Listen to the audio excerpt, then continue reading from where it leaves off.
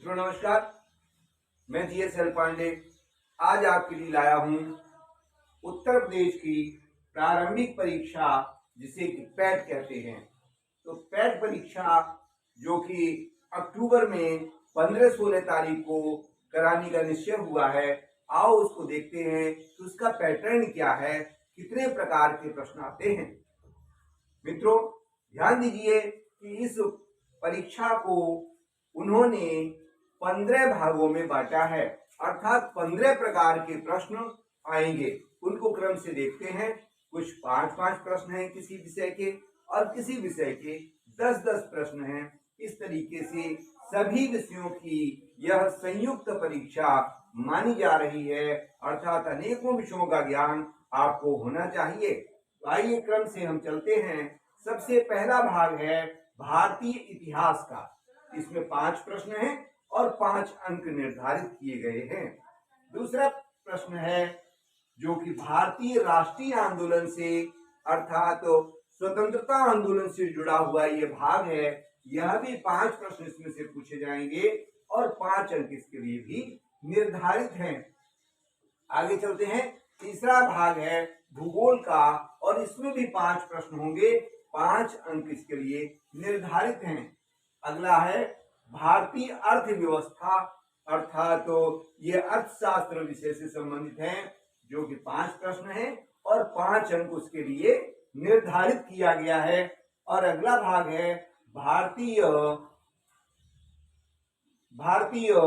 लोक प्रशासन और इस प्रकार से इसके लिए भी 5 प्रश्न हैं और 5 अंक निर्धारित किए गए हैं। तो लोक प्रशासन और मानी जो कि सरकारी व्यवस्था होती है उससे संबंधित 5 प्रश्न 5 अंक के हैं। और उसके बाद छठा भाग है विज्ञान का। विज्ञान भी 5 प्रश्न का होगा, 5 प्रश्न होंगे और 5 अंक उसके लिए निर्धारित हैं। और अगला 7वां है प्रारंभिक अंक गणित।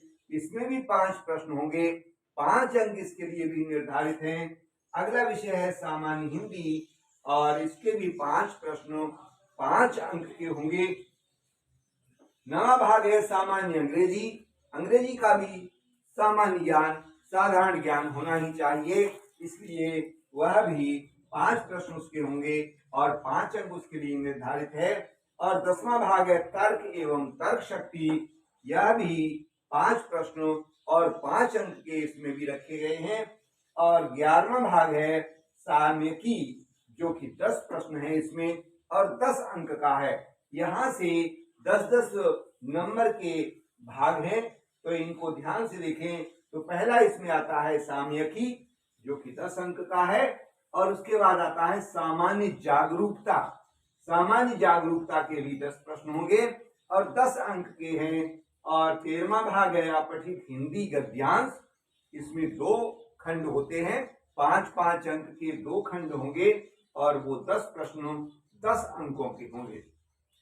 इसके बाद आता है ग्राफ की व्याख्या। एक ग्राफ बना हुआ मिलेगा और उसकी व्याख्या करने के लिए 10 प्रश्न यहाँ पर ये सोच सकते हैं कि 5-5 नंबर के या 5-5 प्रश्नों के 2 ग्राफ होंगे, तो उसके लिए भी 10 अंक निर्धारित किए गए हैं। और एक अगला 15वां भाग है तालिका की व्याख्या। तो 2 तालिकाएं आपको मिलेगी, उन दोनों तालिकाओं के 5-5 प्रश्न अर्थात 10 प्रश्न की तालिका का विश्लेषण करने के लिए आएगा। मित्रों इस प्रकार से यह 15 भागों में पेपर वितरित किया जाएगा। आपको उसकी व्यवस्थित तैयारी करनी है। मित्रों आओ देखते हैं कि इन 15 में सबसे अधिक कौन पूछा जा रहा है, कौन सा विषय ऐसा है जिस पर आप सबसे अधिक ध्यान देने की जरूरत है। तो सबसे पहला है हिंदी। हिंदी यहाँ पर देखें तो सामान्य हिंदी 5 अंक है और जो अपठित हिंदी गद्यांश है वो 10 अंक का है। अगर दोनों मिला दिए जाएं तो 15 अंक की हिंदी हो जाती है। मित्रों हमारा 100 नंबर का ये पेपर है। इस 100 नंबर के पेपर में 15 नंबर का हिंदी दिया गया है, दिया जाएगा। इसी प्रकार से अगर हम गणित की बात करें तो गणित तो कई रूपों में आपके सामने होगा, जैसे कि प्रारंभिक अंकगणित 5 नंबर का है, इसके बाद ग्राफ 10 नंबर का है, वो भी गणित है, और उसके बाद जो तालिका है वो भी गणित से संबंधित है। तो 10 नंबर की तालिका, 10 नंबर का ग्राफ और 5 नंबर का अंकगणित, यह 25 नंबर का गणित हो जाता है। अगर इन दोनों को जोड़ दिया जाए तो 40 नंबर में हिंदी और गणित दोनों हैं।